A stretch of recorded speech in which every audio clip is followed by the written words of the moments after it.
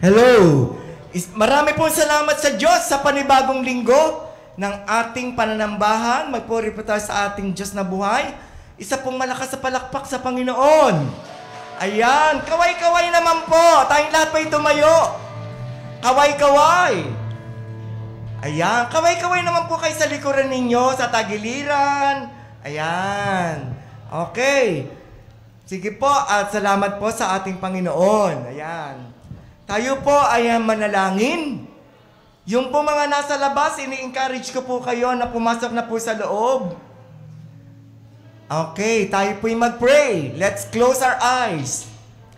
Panginoon, marami pong salamat sa umagang ito at binaniyaan mo kami ng magandang panahon to praise you and to worship you in spirit and in truth, Lord God. Sa umagang ito, Panginoon, humihingi po kami ng gabay, patnubay, upang kami ay makarating sa kalwalhatian mo, Panginoon. Mga kapatid, in a few moments, humingi po tayo sa Diyos ng forgiveness at sa oras na ito, narito siya sa ating kalagitnaan.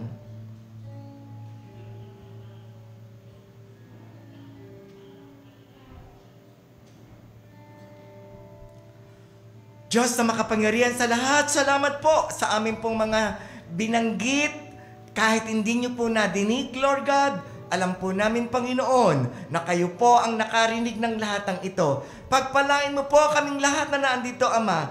At sa umagang ito, Panginoon, hayaan mo na mabuksan ang aming puso upang kami ay makinig mamaya at mag-worship sa iyo, Panginoon. Pagpalain mo po ang umagang ito sa pangalan ni Jesus. Amen! Hallelujah! Scripture reading po, 46, 1-4. Ayan po, naka-flash. Sa Diyos ang ating kanlungan at kalakasan. Siya'y laging nakahandang sumaklolo sa oras ng kagipitan. Kaya huwag tayong matatakot kahit lumindol man at gumuho ang bundok, bumagsak ang karagatan. Humampas man at umugong ang mga alon ng naglalakihan at mayanig ang kabundukan, may ilog na nagbibigay ng kagalakan sa bayan ng Diyos sa banal na tahanan ng kataas-taasang Diyos. Purihin ang pagkakabasa. Palakpakan natin ang Diyos. Tayo ay sabay-sabay na umawit, walakbak at sumayaw at gamitin ang mga ito upang ating mapapulihan at mapasalamatan ng Panginoon. Purihin natin siya.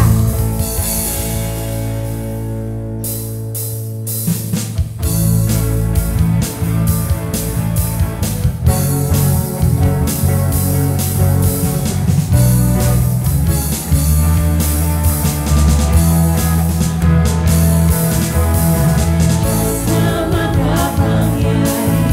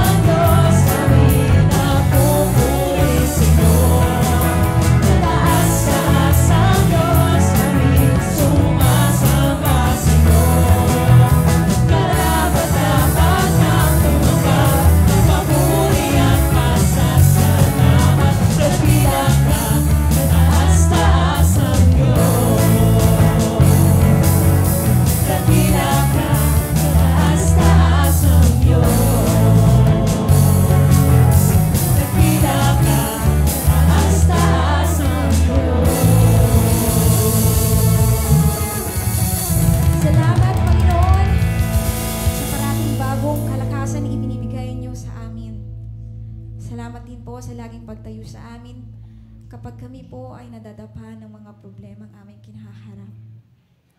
Bilang pa aming pong pasasalamat, ang lahat po ng awiting ito ay sa inyo po namin inaalay.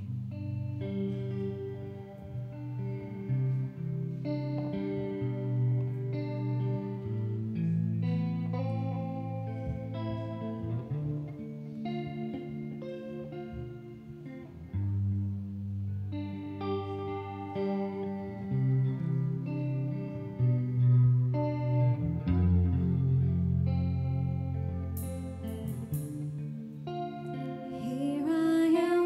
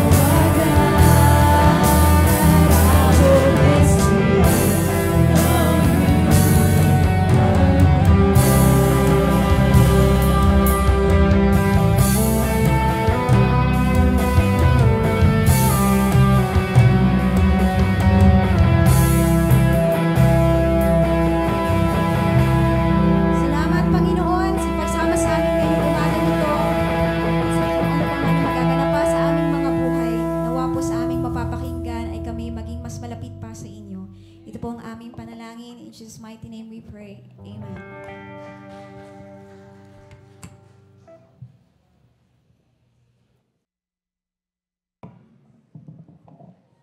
Praise God. Bigyan nga natin isang malakas na palakpak ang Panginoon. Yan, praise the Lord.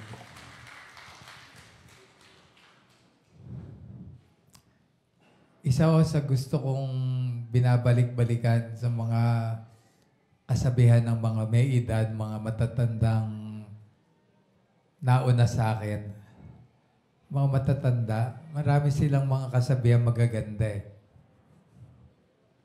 Sabi nila, tandaan niyo ang paalala. Ang paalala ay isang mabisang gamot para sa mga nakakalimot.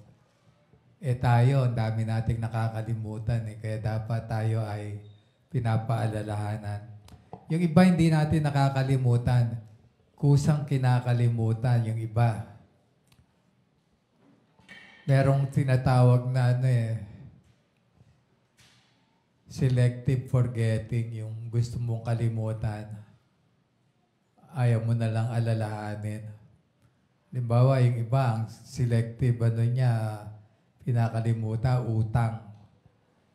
Alam nyo, ang isa sa problema sa mga naungutang, nagiging makakalimutin, nakakalimutang magbayad. At yung iba, nabibingi, nabibingi. O sabi mo, magbabayad ka na, ha? Nabingi. Si Apostle Paul, sa sulat niya sa mga believers, sa mga churches sa Asia Minor, itong 7 churches, ang daming paalala. Ang totoo, paulit-ulit siya, pero hindi siya nagsasawa. At ngayon, titignan natin ang isang church na pinaalalahanan niya, itong Church of Ephesus. Tayo po ay saglit manalangin. Panginoon, kami po ay dumudulog sa iyo, humihingi ng gabay, patnubay, habang kami nakikinig ng iyong salita. Tulungan niyo po kami na tumanggap ng paalala at mabigyan ito, Panginoon, ng tamang aplikasyon sa aming buhay. Hawakan niyo ang bawat isa sa amin, payapain, bigyan ng kagalakan as we listen to your word. At gamitin niyo ang salita mo upang pakainin ang aming spirito at kaluluwa, gayon din naman ang aming isip. Bigyan niyo kami ng tamang pangunawa. At ako, Panginoon, gamitin niyo lang akong instrumento mo sa paghahayag ng mensahe. Ito po ang aming dalangin sa pangalan ng iyong bugtong na anak na si Jesus, aming Panginoon at tagapagligtas. Amen. Amen. Okay, ang ating message ay may pamagat na paalala para sa mga mananampalataya ni Jesus. Ating text, Ephesians 2, 1-10. Ephesians 2, 1-10. Meron pong 3 sections ang Ephesians chapter 2. 3 bahagi. Ang una, regeneration, paalala about regeneration. Second, about salvation. And then third, about the mission. So, yung 3 na yon ang outline nitong Ephesians chapter 2. Number 1, regeneration. Second, salvation. And then third, mission. So, number 1, ano ang regeneration? Ang regeneration, ang ibig sabihin, binigyang buhay. Binigyan ka ng buhay. O kaya ito ay equivalent term ng born again. Yung discussion ni Nicodemus, ng Panginoong Jesucristo sa John chapter 3 about the born again. No? Verses 1-3 ng Ephesians chapter 2.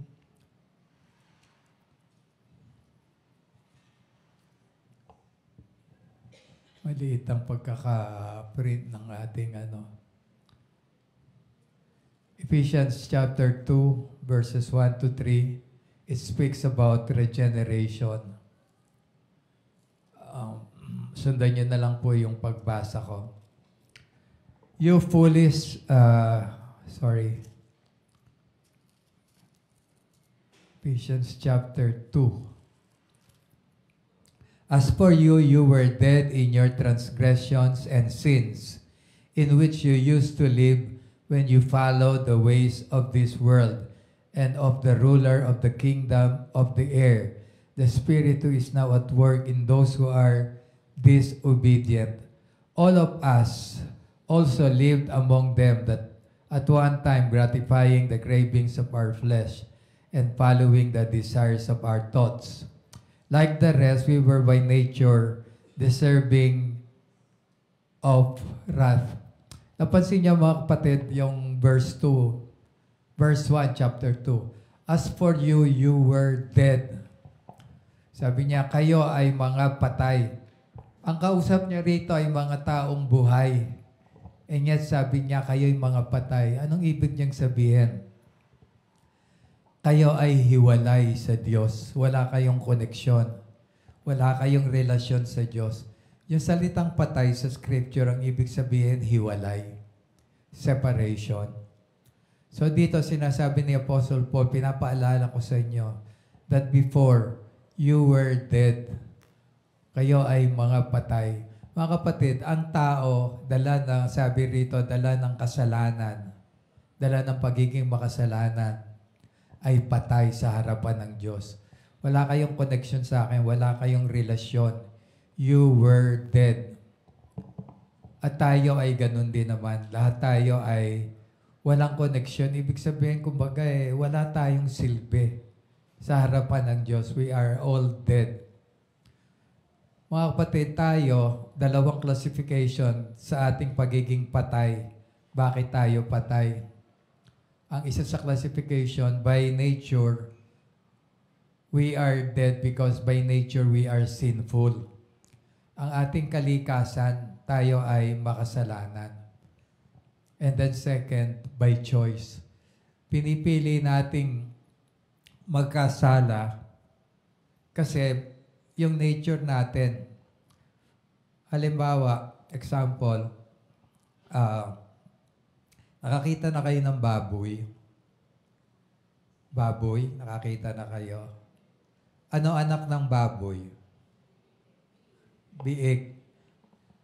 Sabi nila, ewan ko kung joke ito Alam niyo ba kung bakit ang biik ay nakayuko? Kasi nahihiya daw yung biik Kasi alam niya yung nanay niya baboy. Ganito. Kumuha kayo ng baboy, paliguan nyo. Pagtapos nyo paliguan, lagyan nyo ng cream, yung lotion. Lagyan nyo ng lipstick. Lagyan nyo ng eyebrow. Bihisan ninyo. So, ano tingin nyo sa baboy pagka ginanon nyo? Ha? Baboy pa rin. Baboy pa rin. Kasi wala namang nabago, yung panlabas lang. Pero yung nature niya, ganun pa rin.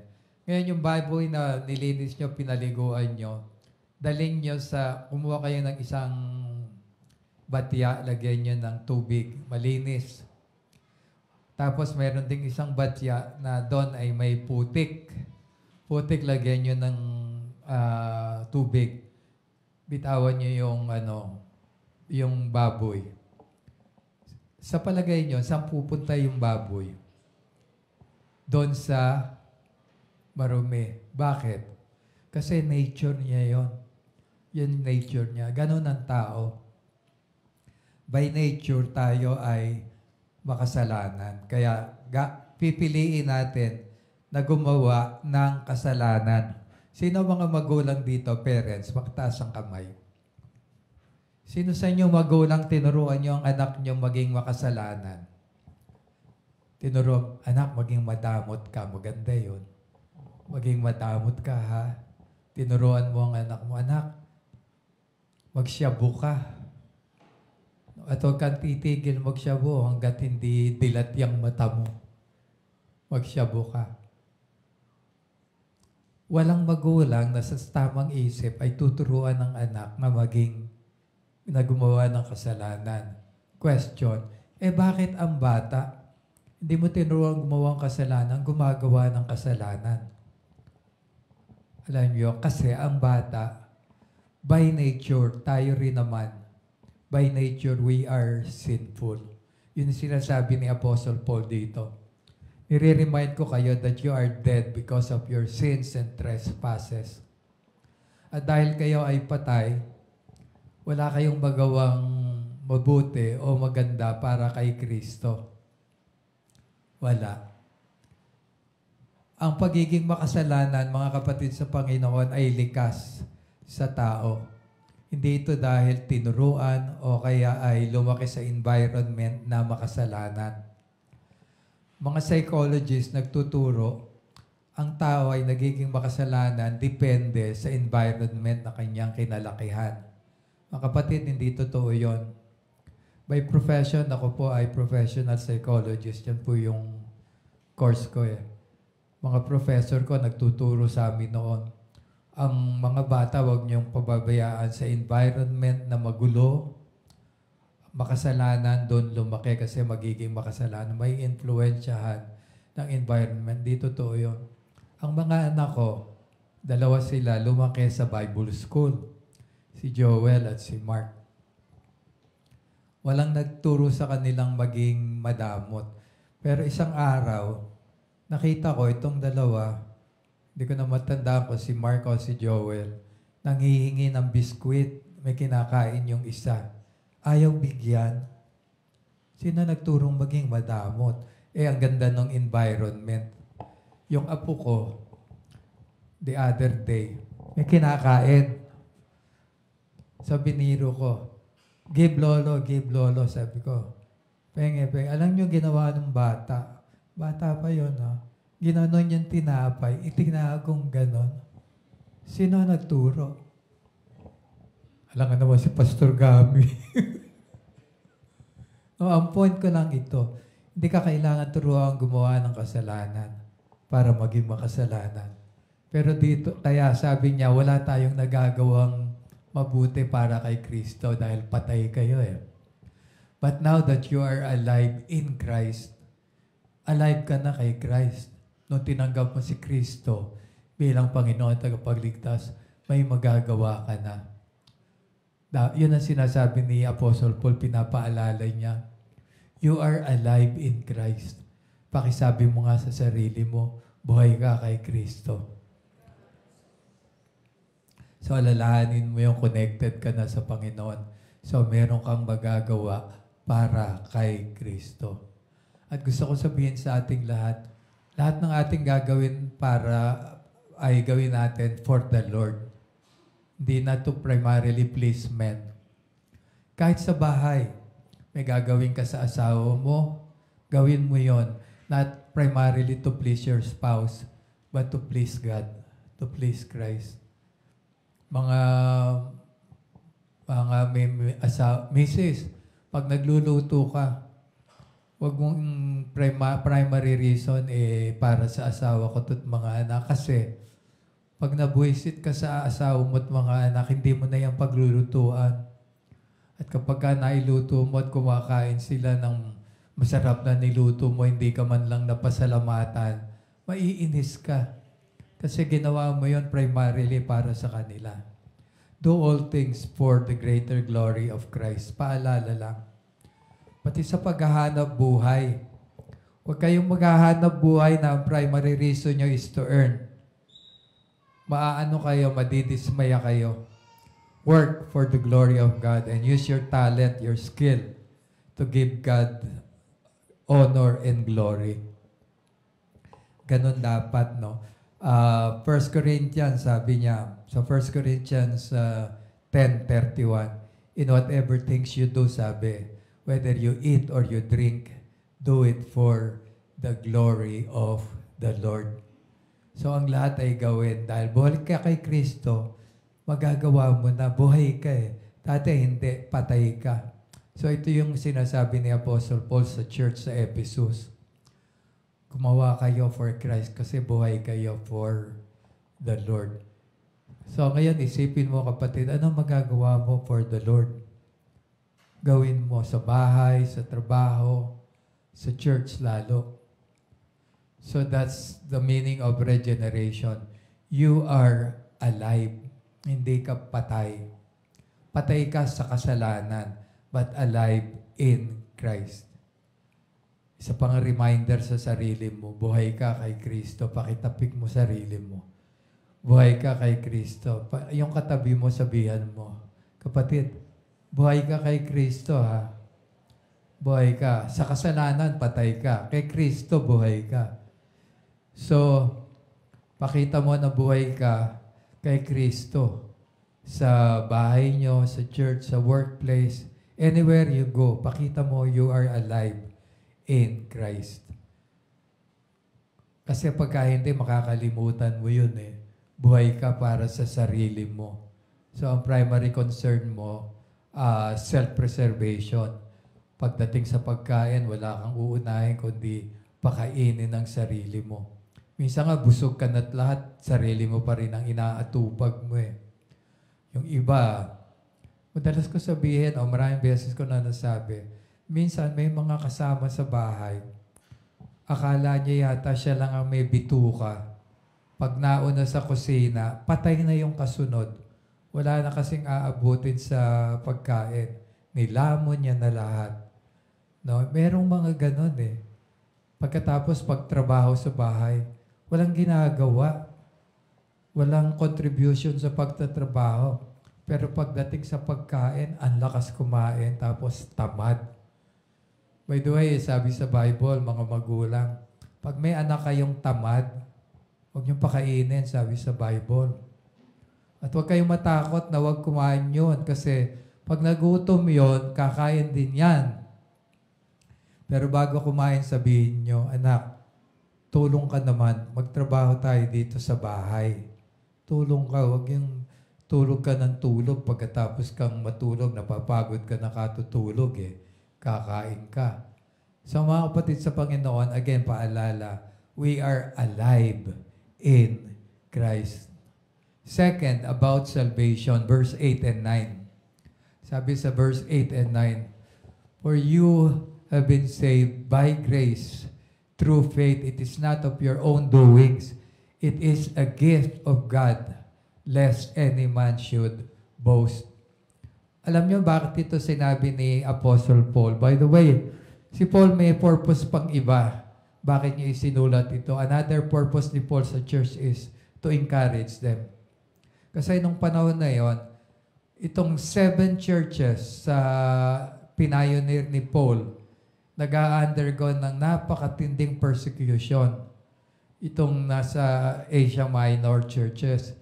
By the way, ngayon wala nang kahit isang church dyan kasi na-dominate yan ng Islam. And by the way, the fastest growing religion today, kung di kayo aware, is Islam. Kasi nga talagang grabe sila na turo, mag-evangelize, no? Pero alam naman natin, yung way of evangelism nila, yung iba nanghaharas no? At to the point na kailangan pumatay, papatay sila. At ang intention nila hanggang ngayon, dun sa persecution na nangyari noong panahon 70 AD sa Rome, ubusin ang mga Hudyo. By the way, yun ang intention ng Hamas kung bakit ginera nila ang Israel. Ubusin ang Hudyo sa buong mundo. Kasi ang Kristiyano, gusto nilang malipol. Gusto nilang malipol, no? Ang tindi ng persecution, no? Kaya ini-encourage ni Apostle Paul yung mga believers. And then third intention niya is, submission or humility. Kasi may tendency magyabang ang tao. Pagdating sa salvation, sabi ni Paul, tandaan niyo ang kaligtasan ay biyaya. Regalo ng Diyos. Hindi dahil pinagtrabahuhan niyo. Kasi ang isa sa mga problema noon ng mga churches, isa na ang Ephesus, lalo ang Galatia, pinasok sila ng Judaizer, na itinuturo na kailangan para maligtas kayo, kailangan nyo mag-obey sa Levitical laws. Ang Bible natin divided into 2, Old and New Testament. Ang Old Testament is the Jewish scripture. Particularly yung first 5 books, ang tawag Pentateuch or Torah. Genesis, Exodus, Leviticus, and Numbers, and then Deuteronomy. Itong 5 na ito yung pag sinabi scripture, yun yung tinutukoy. Jewish yun. Ngayon, yung mga Jewish believers, pinasok ang church, sabi nila, kailangan mag-submit kayo sa Levitical laws. 3 ang category ng Levitical laws. 1 is moral. Kasama na yung 10 Commandments, no? And then second is dietary, yung mga kakainin. Kailangan ang kakainin mo, ganito lang, no? Bawal kumain ang paa ng hayop ay magkadikit. Mga isda, kailangan may kaliskis. Yung mga laws na ganon. And then ceremonial. So, moral, dietary, and ceremonial. Ceremonial, yung mga feast. No, kailangan i-observe mo. Ang pinakamatindi ay yung Sabbath, mga kapatid, yung Sabbath. Although ito hindi yearly, every week may Sabbath. Ang Sabbath sa mga Hudyo is Saturday. The first day of the week is Sunday. And so ang ika-7, Sabbath. Ang ibig sabihin ng Sabbath, rest. Rest day. So, during Sabbath, hindi pwede magtrabaho. Alam nyo ba na hindi pwede kahit magtali ng sintas na sapatos? Bawal pag Sabbath.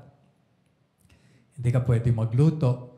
Kaya Friday, pag ano pa lang ng araw, kailangan lahat ng iluluto for Saturday, luto na yon.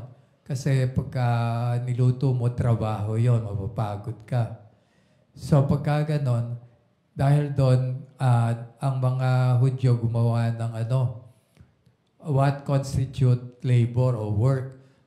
Gumawa sila ng alam nyo, ilang chapter ang nagawa nila para kung ano yung trabaho. 70 chapters. Ang dami nun na hindi mo pwedeng gawin. Ang mga kababaihan during Sabbath, bawal tumingin sa salamin. Kasi pag tumingin ka sa salamin at nakita mo meron kang puting buhok, baka bunutin mo. Pag nagbunot ka ng puting buhok, yun daw ay pag-ani. So, trabaho. Hindi ka pwedeng umarap dyan. Hindi ka pwedeng maglakad ng malayo. Papagod ka. At ang nakakatawa ito, merong isang preacher, hindi niya alam Punta siya sa Israel, nagkataong Sabat. So sumakay siya ng elevator. Pagsakay niya ng elevator, napansin niya, walang pumupindot nung button kung saang floor. Bawal pumindot ng button ng elevator. Trabaho yon. Huhulihin ka. And by the way, ang Sabbath violation, yung capital punishment yon. Katumbas na, alam niyo kung adultery. Pwede kang batuhin hanggang mamatay. So, pag nagpunta kayo ngayon sa Israel at nagkataong Sabbath, sumakay ka sa elevator, ang floor na pupuntahan mo is, halimbawa, itong Burj Khalifa sa Dubai. Meron siyang 360 floors. Bawat floor, bumubukas yung pinto. Wala po may pindot, automatic yon.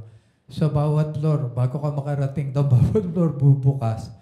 Baka malate ka na sa trabaho, bawal pumindot. So, meron talagang pang-Sabbath elevator. Can you imagine? Ngayon, para ikaw ay maligtas, kailangan mag-submit ka dyan sa mga laws na yan. No?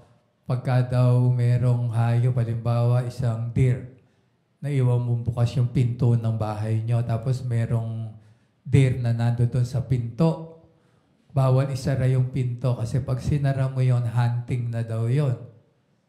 Can you imagine yung mga ganon? Ang masakit ito. Ang number 1 kasi para maging righteous ka, mapasama sa mga Hudyo, circumcision. Alam niyo yung circumcision? Ano sa Tagalog yon? Again? Okay, good. Tuli ang tawag doon sa Tagalog. Hindi yon for hygienic reason. Yan ay for religious para maging descendant ka ni Abraham. Kasi ang unang nagpatuli na hintil na naging Hudyo, si Abraham ang unang naging Hudyo. Siya ay Gentile. Pero alam nyo, bago siya nagpatuli kung ilang taon siya. 85 years old si Abraham nung kausapin ng Diyos at nanampalataya siya sa Diyos. And that made him righteous. So 85 years old siya, righteous na siya because of faith. Because of faith, mga kapatid. Nung siya ay nagpa-circumcise, 99 years old siya. So 14 years ang nakalipas. Tama ba yung addition? 14 years. Can you imagine, isang lalaki nagpatuli, 99 years old. Tapos lahat ng mga kailangan maging descendants at maligtas, kailangan magpatuli. So sa Galatia, ang issue ron ganito. Pagka sinabi niya, ako ay descendant ni Abraham, sasabihan ka ng Hudyo. Bakit circumcised ka ba? So kailangan ka magpa-circumcise. There is no salvation without circumcision. Walang kaligtasan. Ito ngayon si Apostle Paul, sabi niya, for by grace, you have been saved through faith. Yun ang dahilan bakit sinabi yun ni Apostle Paul. Hanggang ngayon, may mga churches na dinadagdagan ang pahirap sa mga believers. Yung bawal ganito, bawal ganon, bawal mahaba buhok, bawal ganito susuotin, bawal maghikaw, bawal ganito, bawal ang alahas, no? Bawal ang damit mo hanggang ganito kahaba, bawal. Minsan pati pagkain sa templo, bawal. Nahihirapan yung mga believers hanggang ngayon. Yung iba, para ka maligtas, magmiyembro ka sa amin. At pag miyembro ka na, kailangan ikaw ay magpabaptismo. At kailangan regular ka nag-o-offering at nagtatites. Lalong nahihirapan. Tapos ang mabigat pa ito, pati yung pakikibanding sa mga kapatid sa panahong kailangan, pinagbabawalan. Halimbawa, may kasalan, in-invite, attend kayo, kakasal si pinsan na ganito. Ay, hindi, kasi born again na ako eh. Hindi na kami ma-attend sa ganyan. Can you imagine, kung kailan na born again, doon pa nawala yung pakikipagkapwa-tao. Kaya pati si Pastor Ed may sinasabi, hindi niya maintindihan kung bakit kung kailan na born again, naging judgmental, naging separatist. Dapat mas maunawain. Ganon, So mga kapatid, yan ay tinutuligsa ni Apostle Paul. At ako rin gusto kong sabihin sa ating lahat dito. Pag may nagturo sa inyo, ibang gospel, other than the gospel of the Lord Jesus Christ, huwag kayong maniniwala at huwag na kayong makikinig sa Kanya. Huwag na. Sabi ni Paul sa Galatians, if there is any gospel na itinuro sa inyo, yung nagturo, let him be anathema. Yun ang ginamit, napakatindi ng dating ni Paul eh. Yung word na anathema, yung mapugnaw siya, yung para siyang, kumbaga liver cirrhosis, yung talang madurog. Ganon ang mangyari sa kanya. Kasi nga, mali eh. So ako sinasabi ko sa inyo at ako naman mga kapatid, buhat ng ako ay tumulong dito sa Day by Day San Pedro. No? Wala akong itinuro sa inyo kundi salita ng Diyos. Kung meron akong itinuro about ibang subject, sinasubstantiate ko lang yung gusto kong i-point out. But the authority is the Scripture. Pag kami nagturo na kailangan ay sumamba kayo ng ganitong araw at ganitong Diyos ang sambahin nyo, huwag nyo paniniwalaan mga kapatid. Isa lang ang dapat nating kilalaning Panginoon at tagapagligtas. Si Jesus lang. Sino nga? Again, sino? Sabi rito, for by grace you have been saved through faith in Christ. It is not of your own doings. Hindi dahil may dinagdag ka. Hindi totoo yung kailangan magpabautismo ka para maligtas. Kailangan magpakumpil ka para maligtas. No. Merong 7 sacraments yung isang religious organization, 7 ladder to heaven. Hindi yan totoo. Ang sa scripture, isa lang. Si Jesus Christ. By the way, yung 7 steps na yon, yun yung sinasabi ko, baptism, confirmation, and then Holy Eucharist, and then penance. By the way, yung penance, ito yung nangungumpisal ka. Pag nangumpisal ka sa isang religious leader, isasabihin mo yung kasalanan mo. Gagawin ko bilang ako yung para absueltuhin yung kasalanan mo. May mga ipapagawa ako sa iyo. Halimbawa, si Brother Ed nangumpisal sa akin. By the way, nangyari sa akin yan nung ako ay nagpapa-pioneering church sa Manila. Nasa Lasal po ako noon. Nag-aaral po ako noon. Meron akong mga kaklase na sa Lasal, ang denomination dyan, brothers. Yung mga pare, okay? May mga kaklase ako, brothers. During worship sa hapon, nagwo-worship sila kung saan ako nagpipreach. Tapos, gusto nila mangungumpisal sa akin. Sabi ko, teka, mga pare, tawag sa kanila pare. Tawag nila sa akin, reverend. Tawag ko, pare. Hindi ako ganun walang kumpisalan sa amin. Itong kayo mangumpisal sa bishop ninyo. Hindi, pare-pareho lang kami noon. Reverend, sa iyo kami mangungumpisal. O di pumapayag na rin ako. Tapos pagkayo ng absolution na, o anong pagagawa mo sa amin para matanggal yung kasalanan namin? Pwede kong sabihin ganito, maglakad ka ng paluhod mula Batangas hanggang San Pedro. At magdasal ka ng 1,000 ulit ng Ama namin at Aba, ganon, Yun. Dito wala yun. Mga kapatid, wala yun. Wala kang idadagdag. Hindi kailangan ng penance, hindi kailangan ng indulgence o indulhensya. Hindi nababayaran ng Diyos. Ang kasalanan may kabayaran, pero binayaran ni Kristo. Kaya ang kaligtasan ay na kay Kristo. Huwag niyong kakalimutan niyo mga kapatid. Ikaw ay naligtas dahil sa pananampalataya mo kay Kristo. And salvation is by grace. Ano ang grace? Grace is unmerited favor. Wala kang ginawa pero binibigay sa iyo. And coupled with grace is mercy. Ano ang mercy? Kung ang grace, ito yung unmerited favor, yung tinanggap mo na hindi mo dapat tanggapin, ang mercy naman, ang habag, ang ibig sabihin ganito. Yung hindi mo dapat tanggapin, yun naman ang ipinatanggap sa iyo. Yung tinanggap mo na hindi ka deserving salvation. Yung dapat tanggapin mo, punishment. Pero ang ibinigay sa iyo, forgiveness. Mercy yon. Kaya pag tayo humingi ng tawad sa Panginoon, ang hinihingi natin, habag, awa. At mga kapatid, sabi sa ating text, our God is a merciful God. Walang kasalanan na hindi niya patatawarin basta taos-puso kang nagsisisi in the name of Christ. Yung lumapit ka sa Panginoon.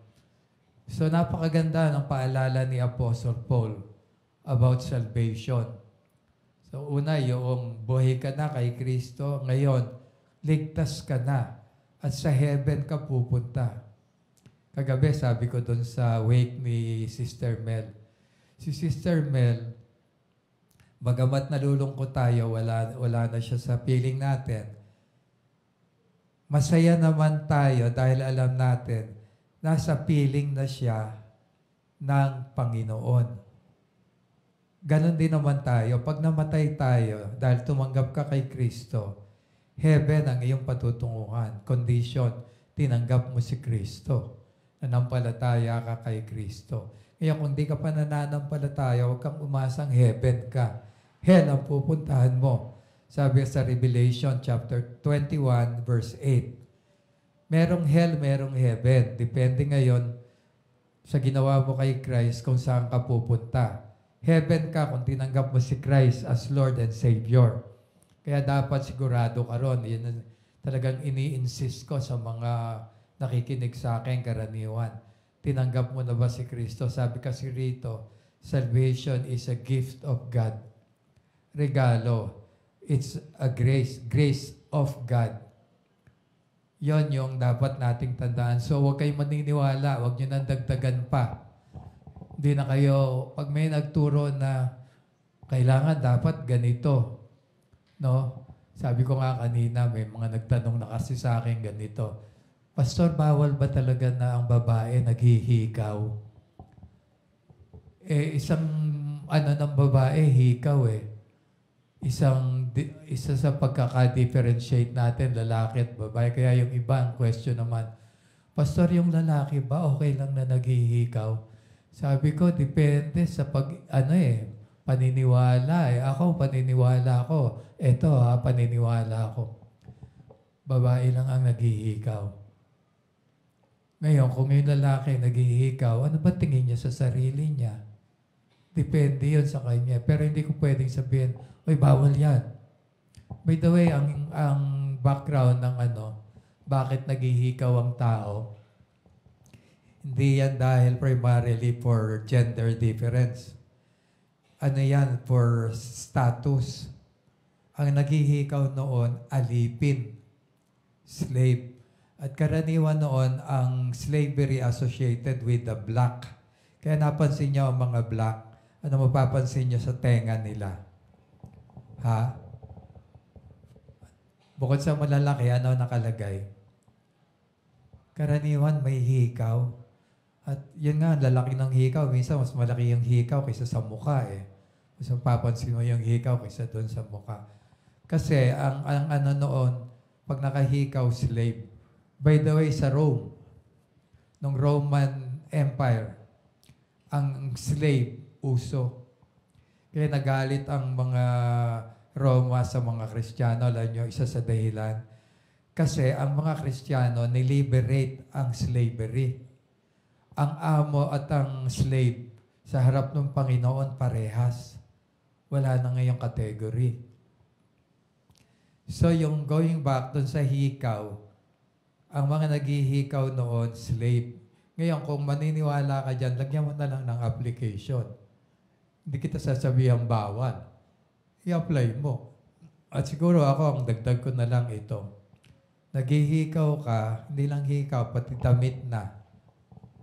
Yung kailangan mong klaseng suot at saka bagay ba.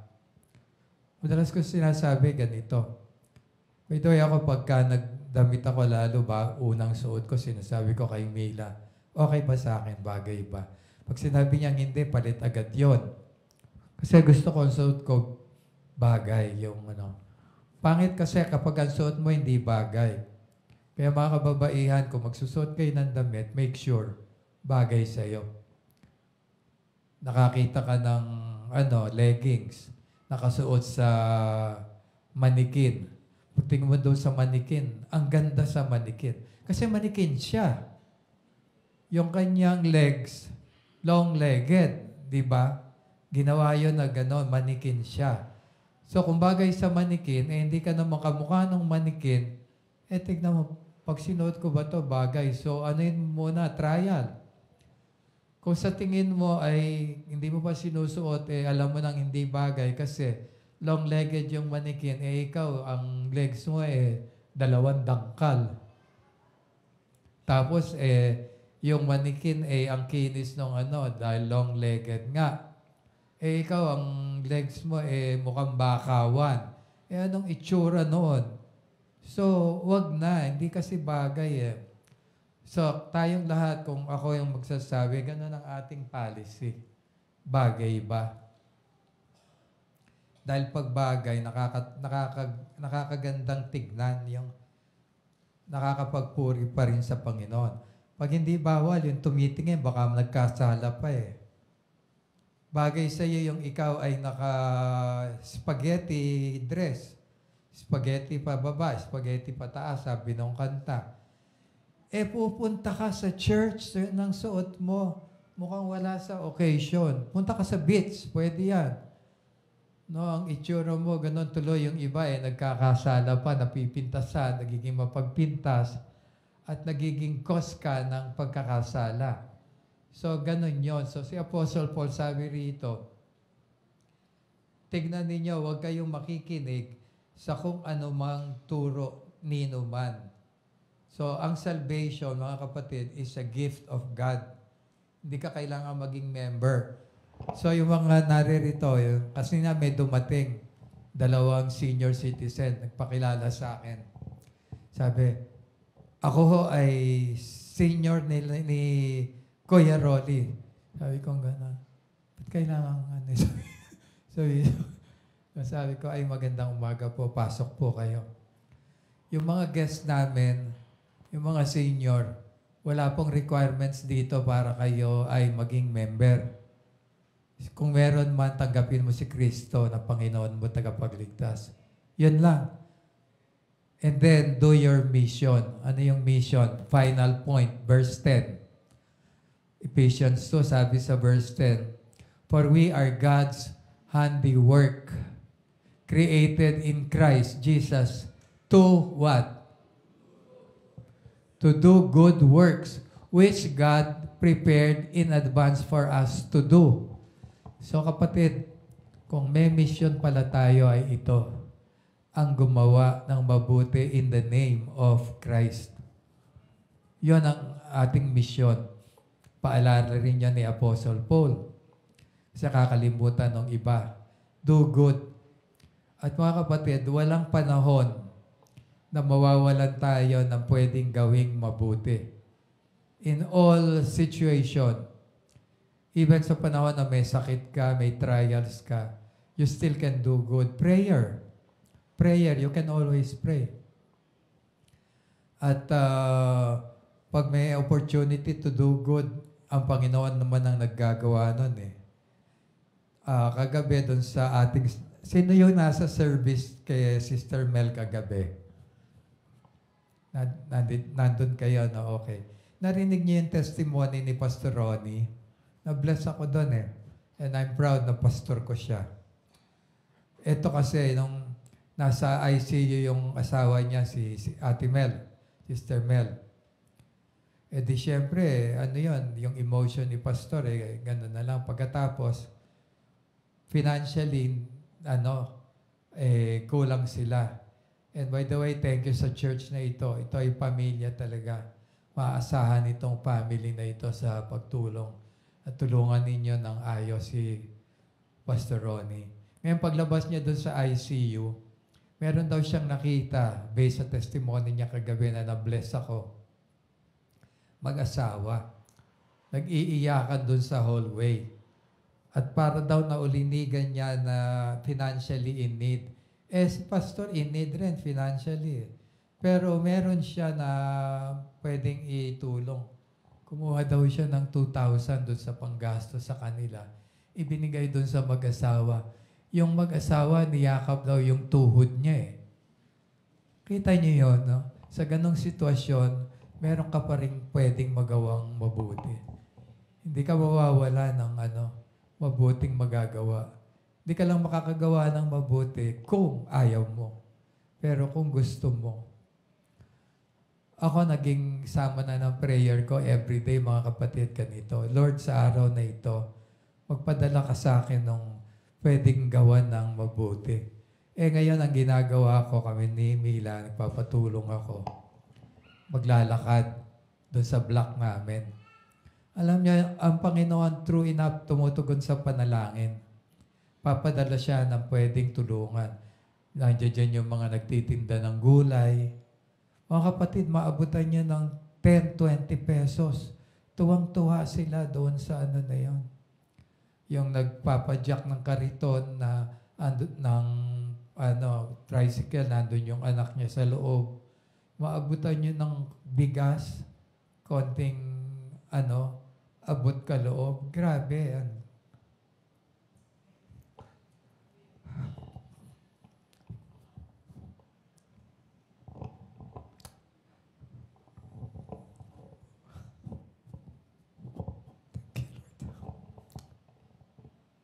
sa reminder, you are called for a mission. And your mission is to do good. Mga kapatid, simulan nyo sa bahay. Sa bahay. Mag-asawa, simulan nyo sa asawa mo. Magulang sa mga anak. At mga anak, sa mga magulang nyo. Gawan nyo ng mabuti. And finally, ito, last instruction ni Apostle Paul. At ito rin ang purpose niya. Alam nyo kung ano? Yung humility. Kasi sabi, lest you be proud, sabi niya. Remember, salvation is a gift of God. No, biyaya yan ng Panginoon. Pag hindi nyo in-acknowledge yan, may tendency magyabang kayo. Totoo naman kasi meron mga ganon at tayong lahat may tendency maging mayabang. And sign of humility, alam nyo mga kapatid kung ano, submission. Ang number one sign ng humility is kanino magsasubmit sa God. Submit yourself to God. At kung may authority above you, mag-submit ka. Sa mag-asawa, ang authority inilagay sa husband. Sa mga misis, mag-submit kayo sa mga husbands ninyo. Huwag mangyari yung husband mo pa sasubmitin mo sa'yo. Bagamat kailangan din kami mag-submit, pero the point is, the wife should submit to their respective husbands. Dahil yun ang gusto ng Panginoon. Sa government, sa policy ng gobyerno, kahit pa yung nanalo sa gobyerno ay hindi mo kandidato, the fact na siya ang nanalo, mag-submit ka, mag-submit tayo. Gusto yun ng Panginoon. At mga anak, yung mga magulang ninyo, authority yan. So, submit to your parents. Sabi ko kanina, wala namang magulang na magtuturo sa inyo ng masama Maliban kung psychiatric patient ang magulang mo.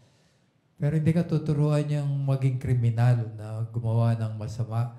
So, yung pinagagawa sa iyo, mag-submit ka. Authority yan. So, any ruling authority, sabi sa ating passage, no? Submit. Mga kapatid, ang paalala ay isang mapakabisang gamot sa mga nakakalimot o mga gustong kumalimot. Remember, you are alive in Christ. You are dead to sin but now alive in Christ. Pagkakasalanan yan, ang dating dyan, paalala lalo sa panahong temptation, patay ako dyan, hindi ko pwedeng gawin yan, patay ako dyan. Buhay ako kay Kristo. And then, ligtas na ako, heaven ang aking destination. Yes, mamamatay ako, pero ako ay patungo sa langit. Ang citizenship ko ay heaven. So, hindi ako mag-hold on sa mga material na bagay kasi iiwan ko rin ito. Again, mga kapatid, na-share ko na ito minsan.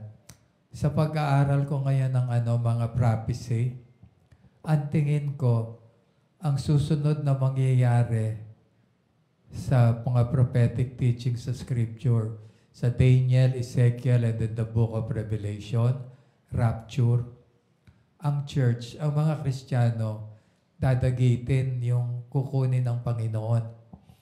So, anytime pwede mangyari na magkaroon ng rapture. Kahit ngayon, posible na biglang mawala tayo rito. Kung ikaw ay tumanggap kay Kristo, kasama ka sa mawawala. Ngayon, kung di ka naman tumanggap kay Kristo, maiiwan ka. Iwan ka rito. At pag nag-rapture, naiiwan ka, sa'yo na lang tong property na to. Iyon na lang. Iyon na lang. At siguro lahat ng property ng mga dinagit na, wala nang gagamit nun Sa inyo na lang, sa mga maiiwan. Pero ayoko may maiiwan. Lahat sana tayo magkakasamang ma-rapture. And that will happen kung tinanggap mo na si Kristo bilang Panginoon at tagapagligtas. And while alive, ang mission mo is what? Do good. Ganda ng t-shirt kahapon ni Brother Rodel, nakalagay sa harap. Maximize doing good, no? Minimize pain, maximize pleasure, and do the most good. Maganda, yun ang ating motto. Anong buti ang magagawa ko? So in any given situation, I'd like you to think of that.